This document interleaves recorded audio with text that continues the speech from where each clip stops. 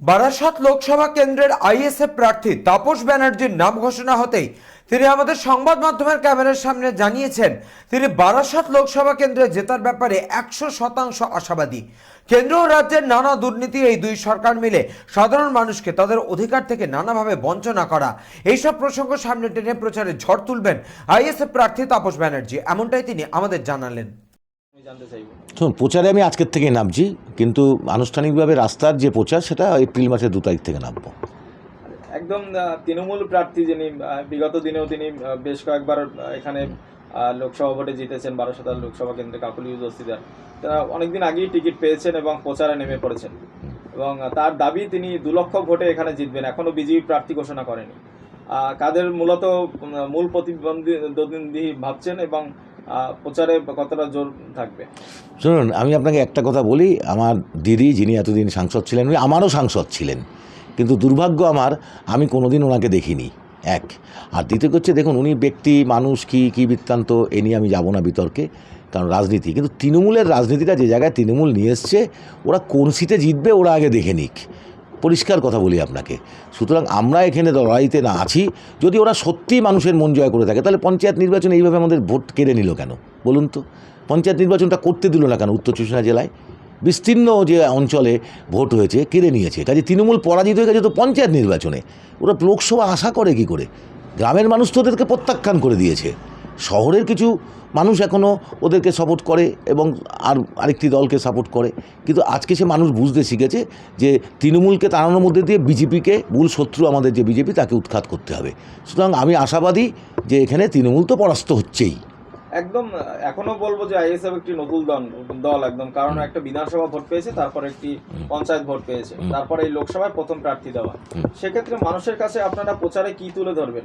দেখুন, আমরা প্রচারে তুলতে শুরু করে দিয়েছি, পঞ্চায়েত নির্বাচনেই জানিয়েছি যে এই মুহূর্তে সবচেয়ে বড় জিনিস হচ্ছে যেটা, যে এই নির্বাচনকে সামনে রেখে যে কালো টাকার দৌরাত্ম্য, ইলেকট্রালের বন্ডের নামে কিভাবে মানুষকে, আসলে দেশের মানুষকে শোষণ করেছে, এটা পরিষ্কার হয়ে গেছে। আজকে বিদ্যুতের দাম, জিনিসপত্রের দাম, ওষুধের দাম, ভ্যাকসিনের দাম, করোনাকালীন সব যে মানে আমাদের বিজেপি এবং তৃণমূল টাকা নিয়েছিল বলে জিনিসপত্রের দাম বেড়েছে, আজকে মানুষের সামনে প্রকাশ্যে চলে আসছে। এগুলো এক।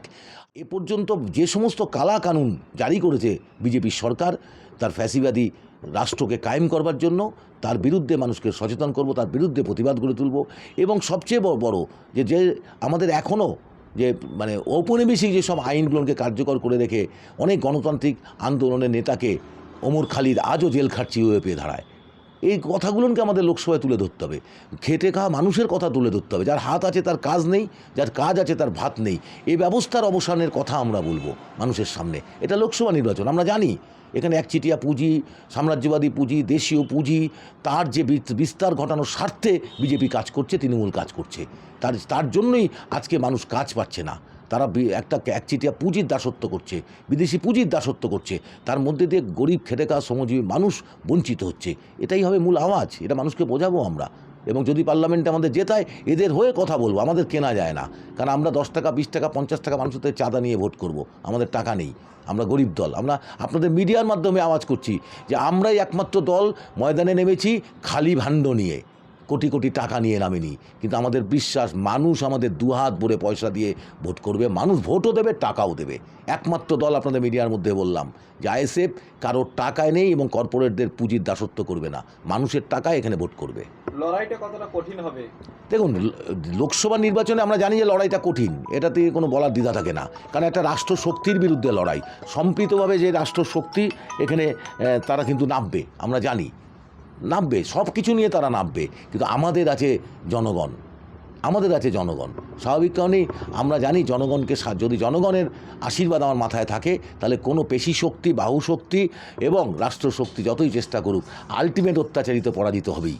লোকসভা ভোটে দেখা গেছিল একদম আইএসএফ যারা কর্মী রয়েছে, প্রার্থী রয়েছে পঞ্চায়েতের, প্লাস আপনারা যারা নেতৃত্ব রয়েছেন, প্রত্যেকের সাথেই একদম শাসক দলের সাথে একদম চোখে চোখ রেখে লড়াই হয়েছিল। আর সেখান থেকেই কিছুটা শিক্ষা নিয়ে লোকসভা ভোটে লড়া। অবশ্যই, মানে লোকসভা আপনি যেটা বলে পঞ্চায়েত নির্বাচনে একদম আমরা একদম চোখে চোখ রেখে লড়াই করব, মানে কোনো আমাদের কর্মীরা 1 ইঞ্চি জমি ছাড়বে না। অশোকনগর থেকে শান্তনু বিশ্বাসের রিপোর্ট, চ্যানেল 24/7।